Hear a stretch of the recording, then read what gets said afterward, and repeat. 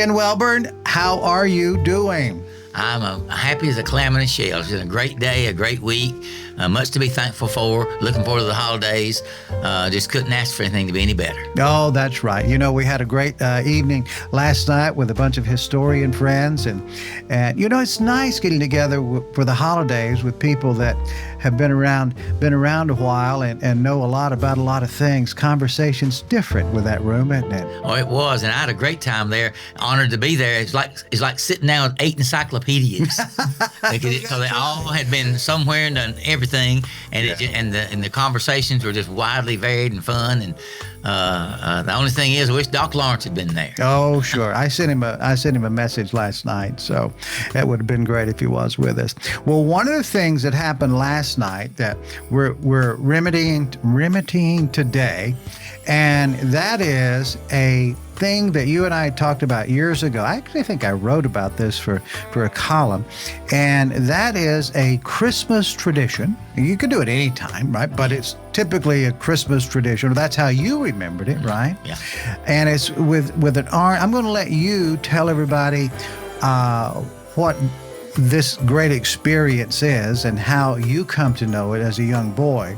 And then also, I need for you to make sure you tell people about the proper kind of peppermint to use. I didn't get part of it away, but not all of it. You'll take it because I made a mistake. I got the wrong kind, and it didn't work good last night, did it?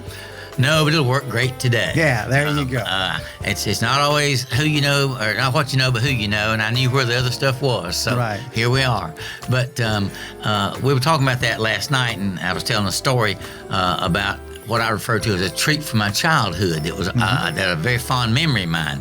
And my dad, you know, was an old tougher than woodpecker lips Baptist preacher, and we always went to the Christmas plays at the church. And at the little church we went to down on Henshaw Street, after the play, they'd have a little get-together, and they'd give all the children a big brown bag full of all kinds of goodies, an apple or two, an orange or two, nuts and candy and different things, you know.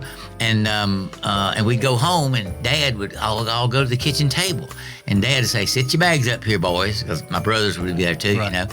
And Dad would take an orange out of that bag, and he would grab it like this, and he was very strong, and he would squeeze it and squeeze it and squeeze it. And he would rub it like this on the table, and before you knew it, you know, he said, "Now, it's about ready, it's about ready." And we just couldn't wait. We couldn't wait because we knew what was coming. So then Dad would get his old pocket knife out. I've got a knife very similar to what my dad used to use. My son Sam gave me this. Oh, that's great. And he would take that knife, and his was as sharp as a razor blade. He had to be careful, and he'd start with that orange like this. He'd cut around a little bit, you know. And we would just, I'm salivating right now. It's like I did when I was a little boy, like Pavlov's dog. You know? And then after he pulled that out, he'd take the knife and cut it some more. I don't doubt it all. I don't doubt at all that you remember this, just like it was yesterday. Oh, it instantly. And then he'd take this. He'd take a piece of this peppermint candy. Now, talking about last night's event, the peppermint candy was too hard. This is a porous kind of peppermint candy. You have to know what you're looking for. You have to ask for this. But here's a whole box of it. The Red Band company in Bristol, Virginia makes this, but several people do. Right. I always bought mine from either Robert Rosati when he had his store over on Oakwoods Road, but this came from David's Market up in Cricket, which is worth going in there just to see David Adams. Yeah, but good. Anyway, so folks up there. You take this. Dad would take the thing. He'd put this in like a straw, and then we'd sit down and.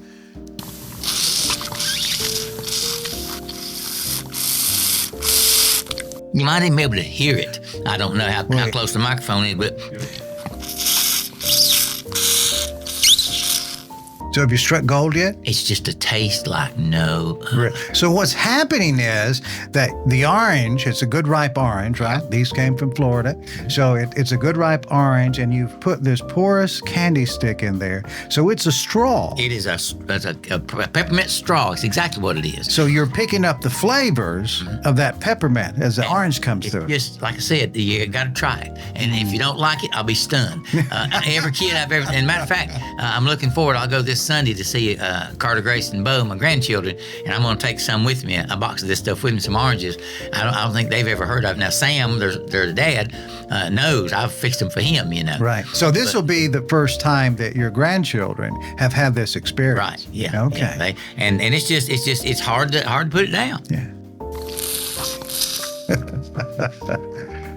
It's just amazing. It's amazing. And if you leave it in there long enough, it'll melt on down. You can squeeze it out into a glass and drink the rest of it. It's just, you hardly, or break the orange open and eat the pulp, Right. It'll have a whole different taste of the pulp too. Wow. And it's just a fascinating little trick that my dad showed me, literally way over 60 years ago. So I'm 75. I guess he did that close to, about 60, 65 years Right. ago when he did those things for me. And I'm sure he probably learned it from his parents. I'm sure he did, yeah. Right. Yeah. But my brothers all know about it, and it was so funny last night. I was so proud, and when I first took that, I pulled on that stick like a peppermint, like a puppy on its mama. It didn't do much good, but this worked out just fine. You were really working it, because I know you wanted it to work, and then I'm sitting there watching this. I'm like, what did I do wrong? But there again, it was too tight. The two pieces of peppermint look exactly alike. Right. Now, if you laid one beside the other, you wouldn't know which one to pick up. Right. But if you ask, and the people that have it know exactly what you're talking about, and the guy set them up on the counter for me just to blink. How many people still do this, do you imagine? I don't know. I hope more. I hope more people start. Up at David's Market, there was a big bunch of this candy there. People, and that's what I bet you anything that churches and stuff that give out stuff do it sometimes at the churches. I don't know, but it's just anything like that makes me think about being a little bit like stringing popcorn. We was talking the other day. Right. I've been thinking about stringing popcorn ever since, and those are good memories, and having those things to fall back on, especially when your parents are gone, it's a blessing like no other, because I could never tell you how much I miss my mom and dad.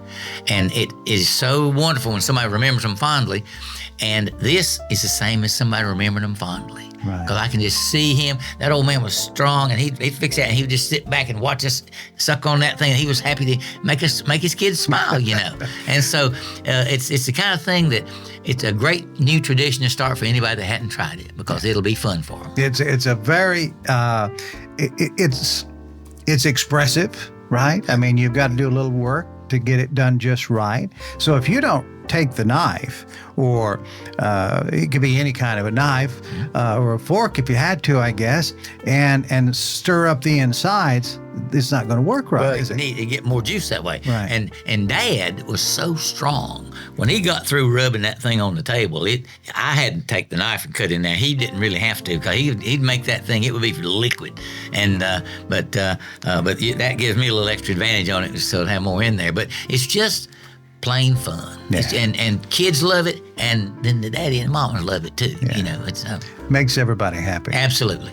Well, Ken, thank you so much for sharing this. Well, folks, I wanted to share this little piece of, I don't know, it's a memory, but this is actually becomes a memory, but it's now too, because tomorrow Ken's going, or Sunday, you're going to be with your grandkids, and you're going to introduce them to this new tradition for them. I bet if you don't go next year for whatever reason, or the days get messed up, I bet their dad's going to have to find some oranges and peppermint. And he can, if he just looks in the right place. I took him some of TV Paul's Saturn peaches, and they've never forgotten that. And I think this will be up on the same list with it. Right on top. Yeah. Well, folks, Merry Christmas. Happy New Year's. What a wonderful time of the year it is. Ken, thanks so much for sharing. Oh, thank you, and Merry Christmas.